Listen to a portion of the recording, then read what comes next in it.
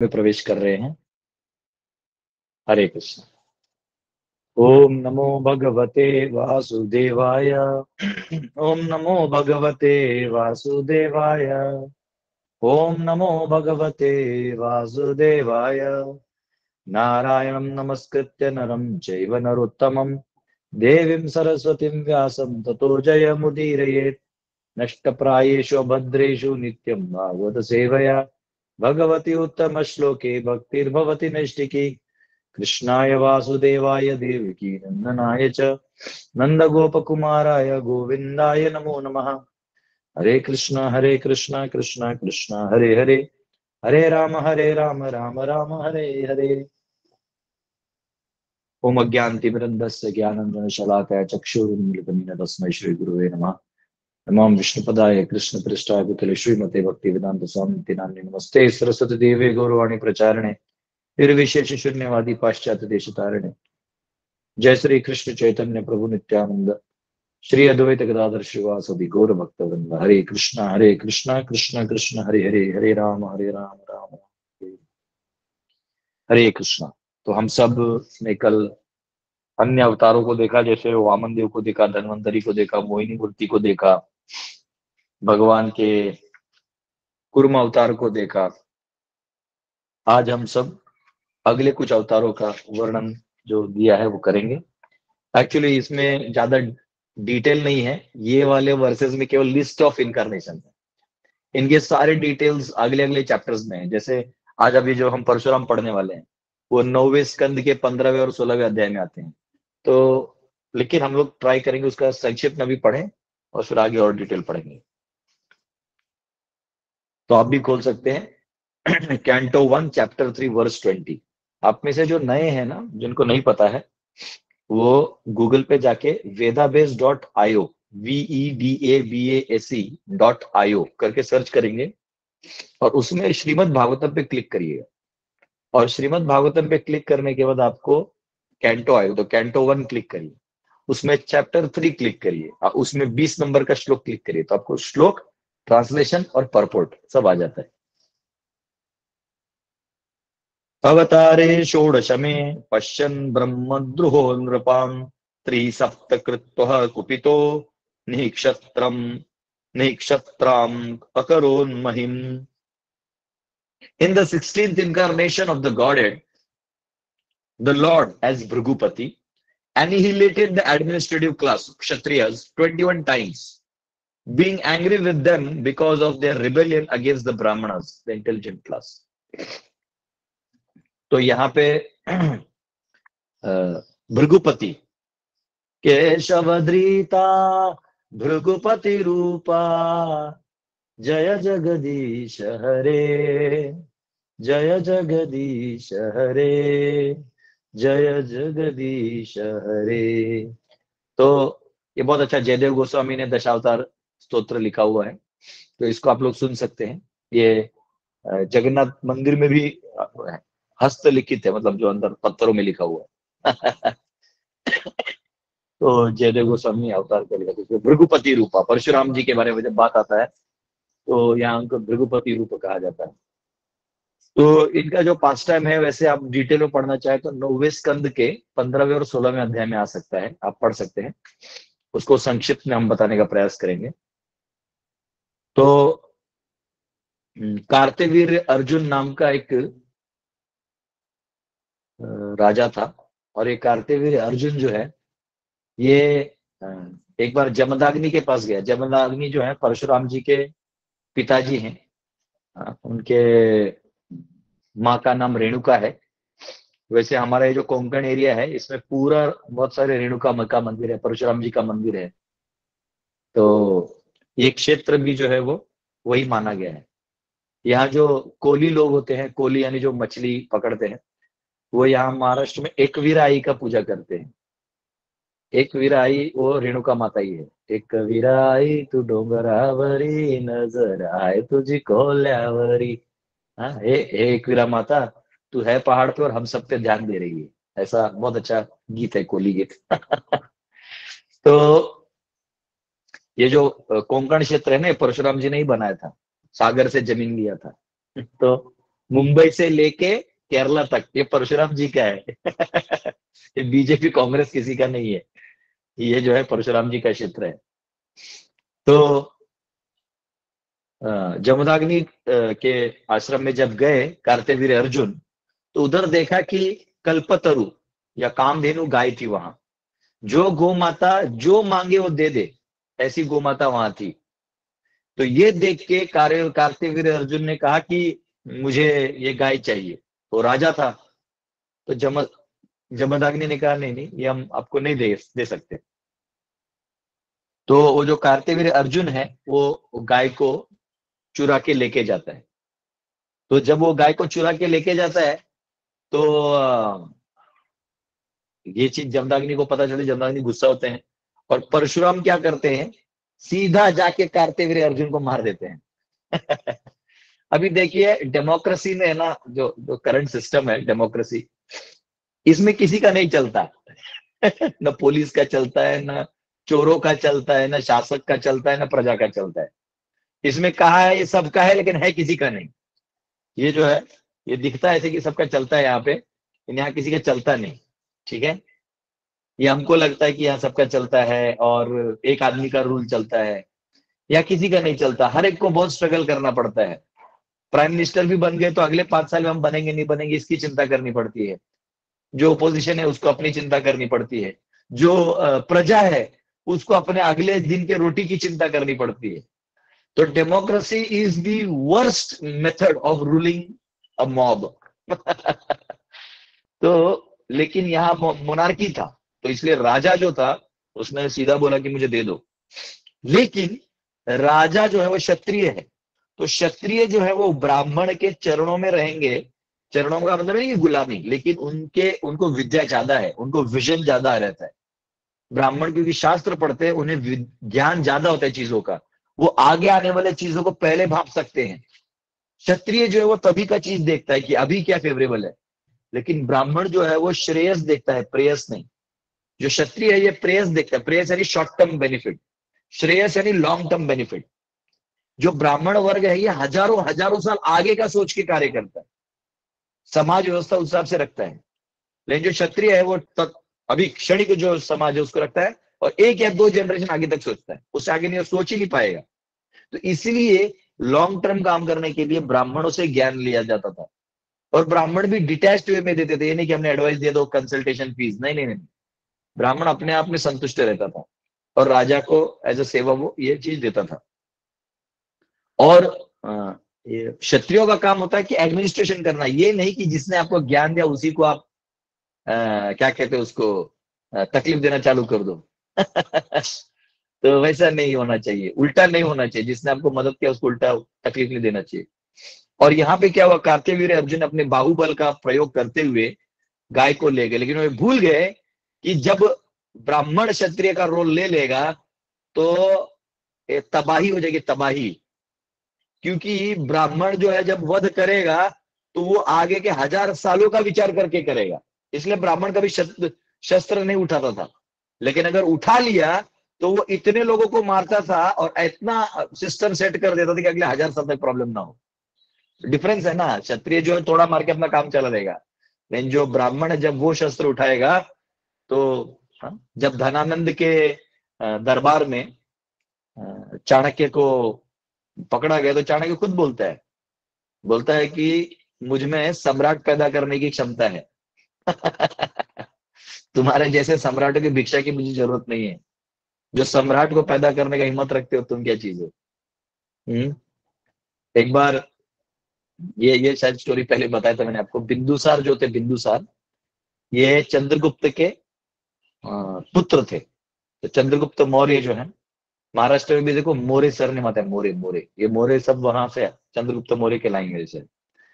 तो चंद्रगुप्त मौर्य जो थे, मैं थोड़ा सा परशुराम से यहाँ आ रहा हूँ फिर वहां चले जाऊंगा कि ब्राह्मण स्पिरिट आपको समझना चाहिए। कई आप में से कई लोग हैं जो ब्राह्मणिकल क्वालिटीज को भी अप्लाई कर रहे हैं। वैष्णव अगर कोई वैष्णव बन जाए तो अपने आप ब्राह्मण ही बन जाता है, परंतु फिर भी वो स्पिरिट समझने के लिए कह रहा हूँ। ब्राह्मण जो है कभी वेदों का एक शब्द वो अपशब्द नहीं सुन पाएगा, वो एक्चुअल ब्राह्मण। ब्राह्मण वो नहीं है जो बस पैसा ले रहा है, पूजा कर रहा है, नहीं। वो कभी भी जो है अगेंस्ट नहीं सुन पाएगा। जो वैष्णव है वो बाय डिफॉल्ट ब्राह्मण है। तो जो बिंदुसार था ये चंद्रगुप्त का बेटा था, और चंद्रगुप्त जो था इसने बिंदुसार को अपना पावर दे दिया था। अब एक दिन ऐसा हुआ, एक्चुअली चंद्रगुप्त को ऑर्डर दिया था चाणक्य ने, विष्णुगुप्त चाणक्य ने ऑर्डर दिया था कि मैं जो तुम्हें खिलाता हूं उसका तुम खाना कुत्तों को भी नहीं खिलाओगे बचा हुआ। कभी कभी होता है ना, प्लेट में बचा तो कुत्ते को खिला दिया, किसी और को खिला दिया, या किसी ने दोस्ती में मांग लिया या प्यार से मांग लिया तो भी नहीं खिलाना, ये मेरा ऑर्डर है, इंस्ट्रक्शन है। तो वो बहुत स्ट्रिक्ट था चंद्रगुप्त मौर्य जो था, ब्रह्मचारी जीवन था तो एकदम स्ट्रिक्ट था, फॉलो करता था। पर गृहस्थ हो गया तो थोड़ा सा प्रॉब्लम हो गया। गृहस्थ हो गया तो वो अर्धांगिनी आ गई, पत्नी जो है उसको पति का पूरा अधिकार है, अर्धांगिनी मानी जाती है। तो अब पत्नी थी तो प्रेग्नेंट थी, तो 9th मंथ तो चल रहा था, 9th मंथ चल रहा था। तो बोली अरे मेरा जो बेटा है उसको कम से कम तुम्हारा थोड़ा तो झूठा मिले। तो बोले देखो नहीं, गुरुजी ने मना किया है। बोले कोई बात नहीं, अरे गुरुजी को थोड़ी पता चलेगा हम दोनों ही, थोड़ा दे दो थोड़ा दे दो। तो माता जी के बोलने में चंद्रगुप्त ने थोड़ा थाली में से दे दिया। आज जब खाया तो माता जी नीली पीली होके टपक गई, क्योंकि उसमें चंद्रगुप्त विष में, चाणक्य विष मिलाते थे थोड़ा थोड़ा, क्योंकि चंद्रगुप्त मौर्य को कोई विष कन्या न अट्रैक्ट करे, इसलिए विष मिलाते थे थोड़ा थोड़ा, ताकि विष कन्या उसको पकड़े भी तो उसको कुछ ना हो। ये इतना दूर तक सोचते थे चाणक्य। तो वो जो बिंदुसार था, इसको किसी ने कहानी बताया, और एक्चुअली चाणक्य ने गर्भ को फाड़ के बच्चे को जीवित बाहर निकाला, ये बिंदुसार। तो उस एक 15-20 साल बाद जब एक्चुअली वो राजा बन गया, बिंदुसार जो था 20-25 साल बाद जब वो राजा बन गया, तो उसके आगे पीछे सब लेफ्ट राइट चेले थे कुछ, जो यंग यंग बडिंग नेता थे। वो लोग बोले मालूम है बिंदुसार तुम्हारी माँ का हत्यारा कौन है? तो बिंदुसार को मालूम नहीं था, बिंदुसार को लगा कि जहर खाने से मरी है। बोले तुम्हारी माँ का हत्यारा वो कपटी विष्णुगुप्त है। चाणक्य। तो चाणक्य जो है ना महल में नहीं रहते थे, चाणक्य जंगल में रहते थे, और उनका उनके कुटीर का दरवाजा नहीं था। वो कहते थे कि मदद मांगने वाला किसी भी दिशा से आ सकता है। तो एक सही रूलर की ये पहचान है, वो अपने आप को लॉक करके नहीं रखता, पब्लिक में रहता है। तो ये गुस्सा हो गया, बोले कैसे? बोले तुम्हारे पापा के इसमें जहर डाल थे, तुम्हारी माँ ने खाया, वो मर गई। ये इसी इसी वो चाहते थे कि कैसे तो चाणक्य डिथ्रोन हो और हम लोग नेक्स्ट मिनिस्टर्स बने। तो इसने ऑर्डर किया बिंदुसार ने, बोले जाओ और उसको पकड़ के यहाँ लेके उसका वध कर दो, उसको मृत्यु दंड दे दो। ऐसा ये क्षत्रिय राजा उस ब्राह्मण को ऑर्डर दिया जिस ब्राह्मण ने तेरे बकरी चराने वाले बाप को उठा के सम्राट बनाया था। तो वो उसको वो बोले लाओ पकड़ के लाओ, इतना ही बोला बिंदुसार ने, और 4 तलवार बिंदुसार के गले पे आए थे एक साथ। तो बोले ये क्या है? बोले थोड़ा देर रुको, आचार्य आएंगे। फिर चाणक्य आए, और वो जो गार्ड्स है ना, उन्होंने कहा कि जिस दिन तेरी माँ मरी और तू पैदा हुआ ना, उसी दिन से हम 4 लोगों को यहाँ नियुक्त किया गया था कि एक दिन इसके खोपड़ी में ये आइडिया कोई देगा, उस टाइम तुम इसको समझाना। तो ये एक ब्राह्मण का दर्शन होता है, बहुत हाई होता है, दूर का सोचता है। वही चाणक्य को जब उनके पिताजी ने राजा को रिवोल्ट कर दिया था, तो विष्णुगुप्त नाम था बच्चे का, तो उसको निकाल दिया गुरुकुल से, क्योंकि अगर वो करेगा तो राजा ने ऑर्डर दिया था कि ये बच्चा जिस गुरुकुल में पढ़ा उसको हम विनाश कर देंगे। तो गुरुजी बोले कि आप सब जाइए और कहीं और पढ़ो, मेरे यहाँ रहोगे तो ऐसी समस्या हो जाएगा। तो बोले लेकिन मैं आपको गुरु दक्षिणा दिए बिना कैसे जा सकता हूँ, मैं आपको गुरु दक्षिणा दिए बिना नहीं जा सकता, तो मुझे गुरु दक्षिणा लाने दीजिए। तो चाणक्य जो है वो सब जगह मांगने गया, लेकिन सब जानते थे कि इसको देंगे तो राजा हमसे पंगा ले लेगा, तो सब लोग दरवाजा बंद कर दिए। और वहां एक आदमी था जिसका प्रमोशन हुआ था, वो कंधे पे उसको लेके जा रहे थे। तो वो उसको बोले बोले नहीं नहीं तुम उसका बेटा है, तुम यहाँ से जाओ। और जब वो उस बंदे को उठा के ले गए तो उसकी बीवी ने देखा कि अरे एक बालक है, वो कुछ मांग रहा है और मेरे पति नहीं दे रहे हैं। तो दूर से बोले ये बालक जाओ, गौशाला में एक गाय है, जाओ ले जाओ अपने गुरु जी को दे दो। तो चाणक्य इतना डेस्परेट था गुरु दक्षिणा देने के लिए और भिक्षा मांगने के लिए, फिर भी उसने वो गाय स्वीकार नहीं किया। उसने उस माता को कहा कि माता आपके स्वामी का आदेश नहीं, अगर आपके स्वामी का आदेश नहीं है तो मैं नहीं ले सकता। देखो क्या लेवल है, ये लेवल से उसने एम्पायर खड़ा किया है। आजकल के लोग थोड़ा पैसा मिला इमीडिएटली झुक जाते हैं, उनको इमीडिएटली कुछ भी करो, पैसा लो नो लूटो। तो और फंस जाते हैं, हर कोई स्कैंडल में फंसा हुआ है, जो जो ब्लैक पैसा खाए सब स्कैंडल में फंसे, चाहे वो ऐसे खाए वैसे कहीं मनी लॉन्ड्रिंग किया, सब फंसे हुए। और नहीं फंसोगे तो अगला रूलर आएगा, वो आपको फंसा भी देगा, नहीं फंसे हो तो भी फंसा देगा। तो पैसा ऐसा चीज है। पैसे का संग करोगे और स्त्री का संग करोगे तो आप हमेशा डाउटफुल नजर से देखे जाओगे। तो परशुराम जो थे, इनको गुस्सा आया, इन्होंने जाके कार्तवीर्य अर्जुन का को हत्या कर दी, हत्या कर दी और उसके बेटों को डरा दिया, तो उसके बेटे एकदम डरे हुए थे। अब यहाँ आए तो जमदग्नि ने कहा कि देखो तुमने जो है ऐसा गुस्सा करना ये अच्छा नहीं है, तो ब्राह्मण जो है उसको टॉलरेट करना चाहिए, अब तुम टॉलरेट कर ही नहीं रहे हो। तो अब जाके एक साल तुम तीर्थ यात्रा करके आओ, अपना दिमाग शांत करो। अब ये स्वयं तो इंकारनेशन ही थे, शक्तिवेश अवतार कहते हैं परशुराम को, जब भगवान एम्पावर करते हैं किसी को almost equal to him to do manifest special things. तो परशुराम जी जो गए वो तीर्थ यात्रा करने गए, और तीर्थ यात्रा करके आए, तो यहाँ जो उनकी माँ थी रेणुका, वो एक बार गंगा का जल भरने गई थी, तो गंगा का जल लाने गई थी, तो वहां पे कुछ गंधर्व और अप्सराएं, मतलब एक तरह से हमारे लैंग्वेज में कहेंगे तो रोमांस कर रहे थे और डांस कर रहे थे, नो वट एवर। तो वो जो गंधर्व होते हैं वो हमारे ऊपर रहते हैं, हमारे ऊपर के लोगों में, और अप्सराएं भी रहती हैं, तो वो लोग कभी कभी पृथ्वी लोक पे भी आती हैं, और दे अपना जो उनका डांस शो है वो करते रहते हैं। हाँ?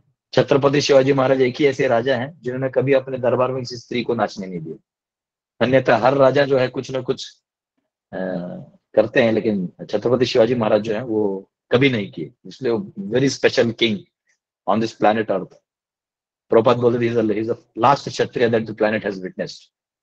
तो हम लोग परसों जा रहे हैं रायगढ़ किले पे, जहाँ उनका कैपिटल था, बच्चों को लेके, 40 बच्चों को लेके गुरुकुल के। तो आप में से किसी को आना है तो मुंबई आ सकते हैं कल, फिर आपको भी लेके चलूंगा। वहाँ हमारे साथ कुछ क्षत्रिय वॉरियर्स है जो हमको सब वहाँ का पास स्टोरीज बताएंगे बच्चों को। तो ये जो क्या कहते हैं इसको, अप्सराओं को देखा और गंधर्व को देखा, तो अंदर से रेणुका माता को भी लगा कि मुझे मुझे भी ऐसा थोड़ा सा एक भाव आया, ऐसा किया कुछ नहीं, माइंड में से थोड़ा पोल्यूशन टाइप आ गया। तो ये चीज जब जमदाग्नि को पता चला, तो देखिए ऐसी चीजें है ना, भाव कुछ और हो जाए ना तो वो जो पति पत्नी इमीडिएटली एक दूसरे को समझ जाते हैं, एक मिनट में समझ जाते हैं, कुछ तो पार्टिकल हिला हुआ है। तो स्पेशली जो लस्ट जिसका हो जाता है ना, वो कुछ उसकी बातों में अलग ही फीलिंग आने लगता है। तो उन्होंने कहा कि अ, परशुराम को बोला, परशुराम अपनी माँ को मार दो, इनके और जो बच्चे उनको सपोर्ट कर दे माँ को, उनको भी मार दो। परशुराम ने जमदग्नि का ऑर्डर ऐसे ही फॉलो किया, सबको मार दिया, अंदर में भले ही करुणा था। और जब जमदग्नि खुश हुए, बेटा मैं तुमसे प्रसन्न हूं, तुम मेरे आज्ञाकारी बेटा हो, बोलो क्या चाहिए। बोले मेरे माँ और बच्चों, मेरे भाइयों को जिंदा कर दो।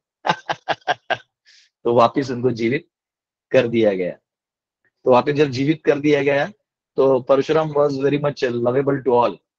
धर्म बहुत सटीक चीज है, ये आज के तारीख में नहीं कर सकते आप ऐसा, लेकिन उसके बाद जमदग्नि, हाँ, उसके बाद क्या हुआ, जो क्योंकि ये एक बार परशुराम बाहर गए थे कहीं, और इनके एब्सेंस में जमदग्नि की हत्या कर दी। किसने? कार्तवीर्य अर्जुन के बच्चों ने। तो उन्होंने हत्या कर दी, तो एनीवेज उन्होंने उनका सर निकाल के किसी और डेड बॉडी में लेके मंत्र वंत्र करके बॉडी को वापिस अलाइव कर दिया। अब ये सब टेक्नोलॉजी तो किसी मॉडर्न साइंटिस्ट का है ही नहीं, ये आएगा ना तो फिर खत्म, फिर तो आपको 5-6 करोड़ रुपए रखो और जीते रहो। साइंस। हाँ, लकीली भगवान ने ये विद्या इन लोगों को नहीं दिया है, नहीं तो ये भी कर देते। फिर हॉस्पिटल, नया हॉस्पिटल डेड को जिंदा करने का, शुक्राचार्य भी कर देते थे, और ये भी कर देते। ऐसे विद्याएं हैं, नारद मुनि तो बच्चे को हाथ लगाए वापिस वो बोलने चलो मेरे चित्रकेतु के बेटे को। तो एनीवेज वो विद्या लेके क्या करना है, बहुत जी के भी क्या करना है, जब तक भगवान हरि का भजन नहीं करें तो ज्यादा जी के भी क्या करना। तो वहां से क्या हुआ, जो परशुराम थे ये गुस्सा हो गए कि मेरे पिताजी पे इन्होंने ऐसा किया है। तो उन्होंने कार्तवीर्य अर्जुन के बच्चों को मारा और 21 जनरेशन क्षत्रियों को मारा। एक नहीं, देखो मैंने बोला ना, वो ब्राह्मण जब सोचता है तो बहुत लंबा सोचता है, उसकी चाल बहुत लंबी होती है, वो चाल छोटा नहीं रखता। 21 जनरेशन क्षत्रियों को मार दिया। उसके बाद क्षत्रियों को सिर्फ पता चले ना कि परशुराम इधर से गुजर रहा है, वो लोग अपना राजपाट छोड़ के भाग जाते थे, राजपाट छोड़ के भाग जाते थे। इसलिए बहुत सारे यहाँ आर्यवर्त के क्षत्रिय बाहर के एरियाज में सेटल हो गए, इसलिए आपको बहुत सारे रोम वोम में भी बहुत क्षत्रिय दिखते हैं। वो इंडियन ही है सब, वो हमारे ही हैं वंशज, वो कहीं बाहर से नहीं है, बस उनको कृष्ण माइनस हो गया थोड़ा, कृष्ण ऐड करना पड़ेगा। तो परशुराम जी ने इतना मतलब क्या कहते हैं उसको, हटा दिया, क्योंकि वो जो रूलर क्लास था, तो रूलर क्लास का काम है कि एडमिनिस्ट्रेटिव जो वो इंटेलेक्चुअल क्लास है उसको फॉलो करना, लेकिन उसके बजाय ये लोग मनमानी कर रहे थे, तो परशुराम जी ने उनको वो कर दिया। और लास्ट में परशुराम जी ने सभी ब्राह्मणों को अच्छे से हक मिलना चाहिए, इसलिए ये कोंकण प्रदेश का निर्माण किया, सागर से जमीन लिया और पहाड़ तक यानी सह्याद्री रेंज के अंदर तक जितना लैंड है, इसमें उन्होंने ब्राह्मणों को वास दिया। और इसलिए इनको कोकणस्थ ब्राह्मण कहते हैं, वो बहुत स्ट्रिक्ट होते हैं, एकदम चिवट, मराठी में बोलते हैं चिवट महाराष्ट्र में देशस्थ और कोकणस्थ में थोड़ा सा रिफ्ट होता है, तो कोकणस्थ जो है चिवट होते हैं। तो ये जो पूरा बेल्ट है, इधर ऐसा एक वरदान भी है, केरला में एक गांव है जहाँ वरदान है कि अगर वहां का कोई भी एक ब्राह्मण पुजारी भगवान परशुराम को बुला लेगा तो भगवान नीचे अवतरित होकर उससे मदद करेंगे।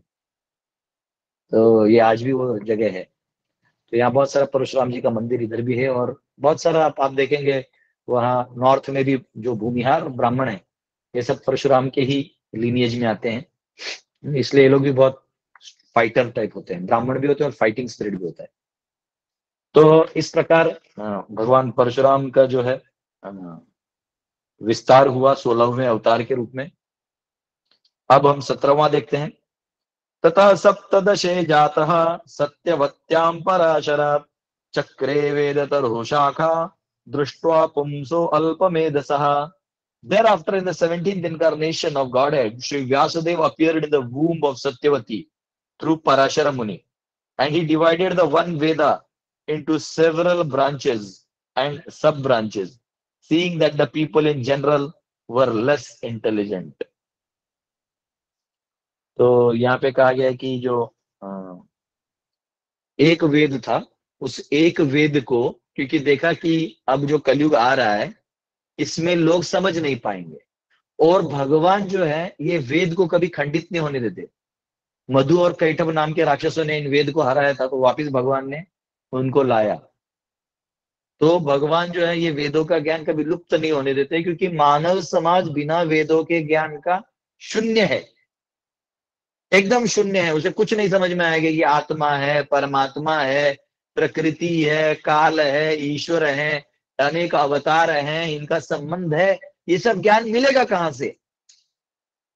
फिर ऐसे ऐसे लोगों को फिर क्रिकेट खिलाओ, आईपीएल दिखाते रहो, अपना हाँ हाँ सट्टा मारते रहेंगे, उसी में ताली बजाएंगे। बॉल इधर से 80 मीटर दूर गया, उसमें लोग ताली बजा रहे हैं, सोचो कितने मूर्ख हैं। हाँ 6 डंडे हैं, 3 वहां 3 यहाँ, और 2 पागल यहाँ से वहां भाग रहा है इसमें हम लोग खुश है। आत्मज्ञान है नहीं, आत्मबोध है नहीं, इसी छोटे छोटे चीजों में हम लोग भरे पड़े हैं। हाँ स्कूल कॉलेजेस में डिग्री दी है तो तुझे मुझसे 1 मार्क ज्यादा मिला, तुझे मुझसे 1 मार्क कम मिला, तेरा सैलरी मुझसे 10,000 ज्यादा है, तेरा सैलरी मुझसे 10,000 कम है, मेरे बंगले में ये वाले टाइल्स हैं, तेरे बंगले में वो वाले टाइल्स हैं, मेरे पास वेस्टर्न कोमोड है, तेरे पास इंडियन टॉयलेट है। अरे भाई हम किन चीजों में फंसे हुए हैं?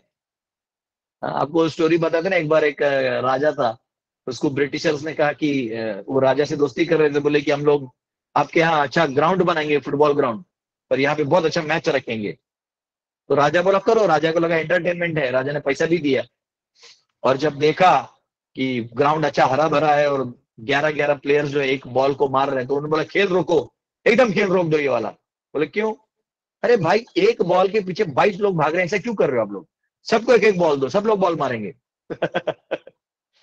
तो ये एबंडेंस का मेंटेलिटी मोनार्की में होता है, डेमोक्रेसी ऐसी खुद भिखमंगा है। डेमोक्रेसी में राजा जो है भिखारी है, जो प्रजा है उसको भिखारी बना के रखना पड़ेगा, तो सब कंगाल हैं। और इसलिए अल्पमेधसः, कम अकल वाले।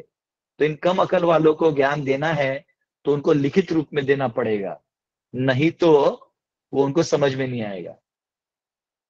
महाभारत में एक श्लोक है, उसमें कहा गया है कि जो मगध के लोग हैं, मगध और मिथिला के, ये सब किसी व्यक्ति का केवल वर्णन सुन के सब समझ जाते हैं, क्या सोच रहा है, क्या करता है, क्या नहीं, उसको देखने की भी जरूरत नहीं। और अवध वाले यानी अयोध्या और यूपी और ये वाले एरिया में, यहाँ वाले जो लोग हैं वो लोगों से एक बार बात कर लेना तो समझ जाते हैं कौन कितना पानी में भाप लेते हैं। और दक्कन वाले यानी महाराष्ट्र और दक्कन एरिया ये जो है, इधर वाले जब डील होता है, जब कोई कार्य होता है, वो आदमी इंटरेक्ट करता है, कोई काम से डीलिंग करता है, तब उनको पता चलता है कि ये बंदा क्या किया क्या नहीं। और जो साउथ वाले हैं, दक्षिण वाले, इनको जब तक लिख के नहीं दीजिएगा इनको नहीं समझेगा। ये महाभारत में वर्ष है, तो इसलिए आप देखिएगा साउथ इंडियन है, यू गिव इन रिटर्न, हाँ आई वांट इन रिटर्न, हाँ ऐसा उनको रिटर्न चाहिए। अब बिहारी जो है वो कभी रिटर्न रिटर्न नहीं मांगता, वो बोलता है ठीक है हम समझ गए, अब आप लिख के क्या दीजिएगा, जब हम समझ ही गए तो आप क्या समझाइएगा, आप लिख देंगे हम मान लेंगे जी, पगला समझेगा। तो ऐसा है, वो बिहारी जो है अपने एक स्टाइल में समझ जाता है। तो इसलिए तो इस प्रकार से हम देख रहे हैं कि व्यासदेव ने क्या किया, भगवान ने अवतरित होकर, लिटररी इनकारनेशन कहते हैं व्यासदेव को, उन्होंने एक वेद को 4 में डिवाइड करके उसको कंपाइल करके लिखित रूप में हम सबको दिया। तो ये हो गया 17th इनकारनेशन। और हम और एक देखते हैं, नरदेवत्वमापन्नः सुर सुर कार्य चिकीर्षया समुद्र निग्रहादीनि चक्रे वीर्याणतः परम। इन द 18th इनकारनेशन, हाँ यहाँ पे ना, सॉरी इसको मैं पढ़ लेता हूँ एक minute. In the 18th incarnation the Lord appeared as King Rama in order to perform some pleasing work for the demigods. He exhibited superhuman powers by controlling the Indian Ocean and then killing the atheist King Ravana who was on the other side of the sea. Just इस वर्ष को कुछ बोलने से पहले पिछले वर्ष में एक माता जी ने मुझे रिक्वेस्ट किया था कि शूद्र और क्षुद्र इन दोनों का फर्क समझाएं। तो शूद्र होते हैं, ये वर्णाश्रम का पार्ट है, यानी जिन्हें मतलब स्क्रिप्चर्स नहीं समझ में आए हैं पर फेथ है भगवान में, और जो क्षत्रिय वैश्य और ब्राह्मणों के अंदर रह के उनके गाइडेंस में काम करते हैं और अपना जीवन निर्वाह करते हैं, तो उनका स्पिरिचुअल प्रोग्रेस भी होता है, फिजिकल टेक केयर भी होता है और लाइफ आराम से चलता है। तो इसलिए उनको शूद्र कहा जाता है, वो कैटेगरी है, वो कोई लोअर लेवल नहीं है। लेकिन क्षुद्र क्षुद्र जो है यानी निम्न, लेस थॉटफुल, यानी वो डिस्कार्डेड काइंड ऑफ पर्सन। तो वर्णाश्रम जो है वो आपको शूद्र से ऊपर ऊपर लेके आता है। लेकिन क्षुद्र जो है वो कोई भी हो सकता है, यानी कोई ब्राह्मण है लेकिन ब्राह्मण कार्य नहीं कर रहा तो उसको भी क्षुद्र कहा जाता है। जैसे गीता में कहता है क्षुद्रम हृदय दौर्बल्यम, भगवान अर्जुन को कहते तो क्षत्रिय तो है और कहा तेरे में ये निम्न भाव आ चुका है, इसलिए उसको क्षुद्र कहते हैं। हरे कृष्ण। माता जी को एग्जैक्टली कहते हैं मुझे मालूम नहीं, पर यही है वो। हरे कृष्ण। तो यहाँ पे अभी जो ये 18th इनकारनेशन है भगवान राम का बताया गया है। तो भगवान राम जो है ये रावण का वध किए और भगवान राम को आह्वान किया गया प्लीज आप आइए। और रावण जो है, इसको प्रभुपाद जी लिखते हैं, ये एक एथिस्ट साइंटिस्ट की तरह है जिसने थोड़ा बहुत रिसर्च करके जो मटेरियल साइंस है उसको, टेक्नोलॉजी को डेवलप किया। उसने इतना डेवलप किया था कि यहां से स्वर्ग जाने का भी सीढ़ी बना रहा था वो, और कोई भी जा सकता है ऐसा सीढ़ी बना रहा था। आप भी बना सकते हैं एक्चुअली, लेकिन आपको उस विजन में रहना पड़ेगा। जैसे धरती के ऊपर है ना अंतरिक्ष का भाग होता है, तो अंतरिक्ष में भी मार्ग होते हैं। जब हम पिंड देते हैं ना तो हमारे पितरों को अंतरिक्ष के माध्यम से जाता है वो। ऐसा नहीं कि वो हमारे मॉडर्न साइंस से मत देखिए particles got evaporated and you know, ऐसा नहीं है वो। जैसे कंप्यूटर इंजीनियरिंग में होता है ना डेटा लिंक होता है, तो जो जो जो हम क्या कहते हैं डेटा का जो फॉर्मेशन होता है, तो उसमें हेडर और फुटर होता है, तो किसको जाना है ये और किसके थ्रू आया है ये पूरा लिंक होता है। हाँ, जैसे हम लोग इंटरनेट में काम करते हैं तो ये कौन से आईपी पे जाएगा, कहाँ जाएगा, वो सब प्रॉपर क्लियर रहता है। तो वैसे जो ही आप यहाँ तर्पण देते हैं वो अंतरिक्ष के माध्यम से जाता है। ये भगवान का डेटाबेस है भैया, ये भगवान का सी प्रोग्रामिंग है, C++, पाइथन, ये भगवान का है। तो ये जो क्या कहते हैं उसको, रावण है, इसने मटीरियल चीजों को एक्वायर करके भगवान को छोड़ के वो कंट्रोल करना चाहता था। देखिए संसार हर कोई कंट्रोल करना चाहता है, लेकिन ये इतना सा ही लॉजिक भूल जाता है कि अरे भाई ये पहले से था, मतलब आपका कंट्रोल जो नहीं था तो आप करने का कोशिश करो, दैट इटसेल्फ इज अननेचुरल। आजकल समाज में लोग बोलते हैं no, women are equal to man.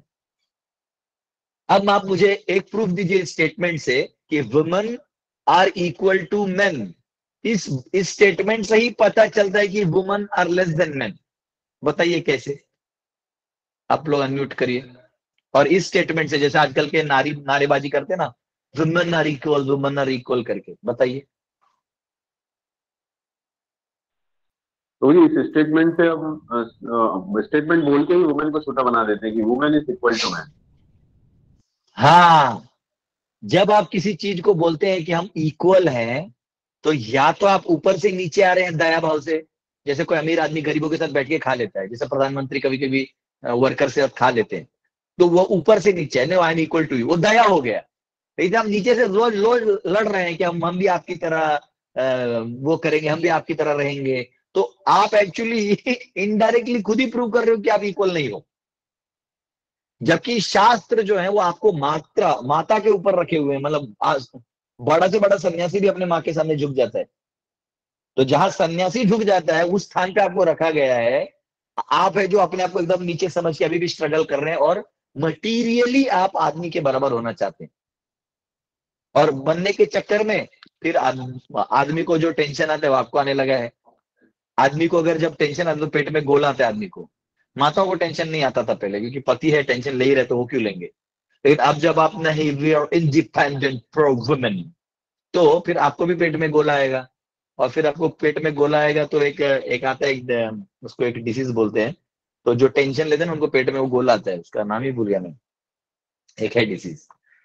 हाँ, तो वो आता है तो उसको डॉक्टर खुद ही बोलते हैं कि देखो बी वुमनली, तुम मैन की तरह रहोगे तो ये गोला आएगा, टेंशन मत लो, हाइप मत हो जाओ। तो यहाँ पे अननेचुरल सिचुएशन क्रिएट करने का प्लान होता है साइंटिफिक अंडरस्टैंडिंग आने के बाद, मटेरियल कैलकुलेशन समझने के बाद आदमी चाहता है कि मैं वो कंट्रोलर बनूं। तो यहाँ रावण ने स्वर्ग तक का सीढ़ी बनाने का प्लान किया तो ऐसे काम किए थे, और भगवान ने आके सब उसको बोला शांति बेटा शांति, तेरा बाप इधर है। हम है। हाँ? मेरे साथ श्री रघुनाथ तो किस बात की चिंता हमें। गाइए तो सब लोग अनम्यूट करिए।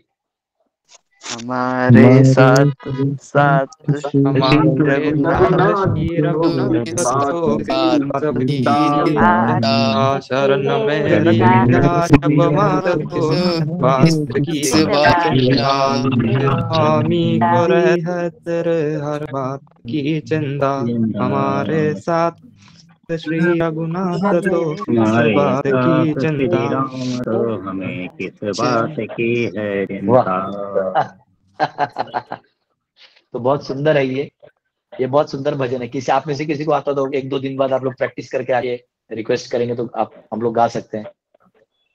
तो बहुत सुंदर है ये। हमारे साथ श्री रघुनाथ है तो किस बात की चिंता है, हमें किसी बात की चिंता नहीं। तो इस प्रकार हमें भगवान राम का भी अवतार देख लिया कि कैसे राम ने जो है, भगवान राम ने, इधर एक वर्ड है, एक मिनट, ये वर्ड है वीर्यानी चक्रे वीर्यानी, यानी ही परफॉर्म सुपर ह्यूमन एक्टिविटीज। यानी जैसे समुद्र के ऊपर ब्रिज बना, वो भी पत्थर, बड़े पत्थर से, ये कोई मामूली बात नहीं है। तो भगवान तो ये उन्होंने करके दिखाया, और रावण का वध करके उन्होंने वापस धर्म का एस्टेब्लिशमेंट किया। तो हमने देखा, अब हम अगले 19th और 20th क्वेश्चन कल देखेंगे। यस, किसी एक का कोई क्वेश्चन है तो एक या दो क्वेश्चन लेंगे, ऑलरेडी टाइम हो गया है। हरे कृष्ण। हरे कृष्ण प्रभु जी। यस प्रभु जी, शक्त्यावेश अवतार के बारे में थोड़ा सा विस्तार से बता सकते हैं? शक्त्यावेश अवतार को कैसे समझेंगे? इसको समझना इतना डिफिकल्ट नहीं है प्रभु जी। जैसे फॉर एग्जाम्पल आप ही एक जीव है, ठीक है, आप एक जीव है, तो आपसे आप जिस दिन समर्पण कर देते हैं ना भगवान को टोटली, तो जैसे लोहे का पार्टिकल है मैग्नेट के साथ चिपक के वो भी मैग्नेट की तरह बन जाता है, तो वैसे ही आप एक कैरियर बन जाते हैं भगवान के मिशन और धर्म का स्थापना करने में आप एक कैरियर बन जाते हैं। तो आपका कितना समर्पण है उसके हिसाब से भगवान आपको एम्पावर भी कर सकते हैं। और जब उनको जरूरत होता है तो वहां जो बेस्ट जीव होता है उसको एम्पावर कर, उसको रेवलेशन आता है, उसे खुद नहीं पता वो क्या कर रहा है, एकदम मतलब इतना शक्ति के आवेश में आके कार्य करता है। तो इसलिए उसको कहते हैं शक्ति आवेश अवतार, शक्ति आवेश अवतार। वो इतना शक्ति आ जाता है कि वो व्यक्ति जो है वो पूरा कार्य करने लगता है। अब इतने बड़े वेदों को 4 भाग में बनाना, समाज को देना, तत्व ज्ञान देना, ये साधारण बात नहीं है। हाँ, परशुराम बन के, अरे ऐसा कहते हैं परशुराम मन के गति से परशु चलता था उनका, लोग डर जाते थे। परशुराम का नाम सुनते क्षत्रिय थर थर थर थर वो बेडरूम में जाके सो जाते थे, भाई परशुराम आ गए। तो ये लेवल का जो है वो भगवान जब कृपा करते हैं तो होता है। तो इसको शक्ति आवेश कहते हैं, शक्ति आवेश अवतार।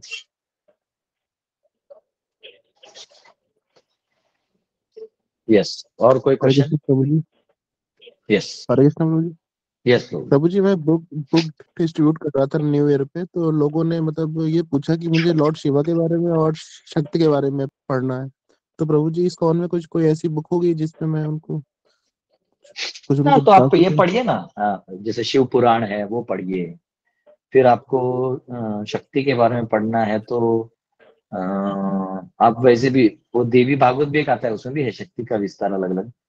और आप पढ़ सकते हैं कैसे, जैसे भी आप वैसे स्पेशली जो लिंग पुराण है वो पढ़ सकते हैं, वायु पुराण है उसमें पढ़ सकते हैं।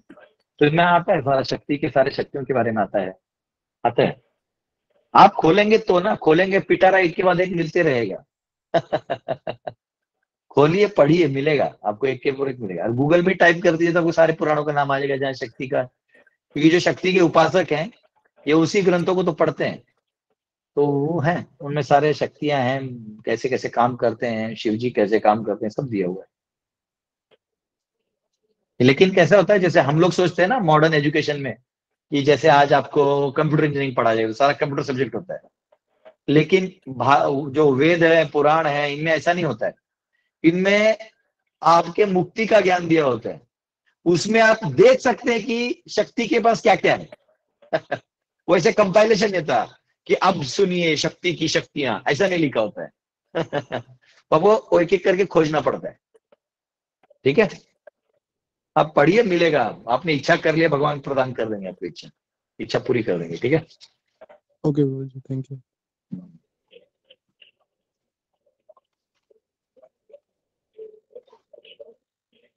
हरे कृष्णा। ठीक है, आज लगता है किसी को कुछ क्वेश्चन नहीं है, तो हरे कृष्ण प्रभु जी। हाँ बोलिए। हरे कृष्ण प्रभु जी, दंडवत प्रणाम। हरे कृष्ण। ठीक, कृष्ण प्रभु जी, दंडवत प्रणाम। मिलेंगे। हरे हरे कृष्ण प्रभु जी, दंडवत प्रणाम प्रभु जी। हरे कृष्ण प्रभु जी।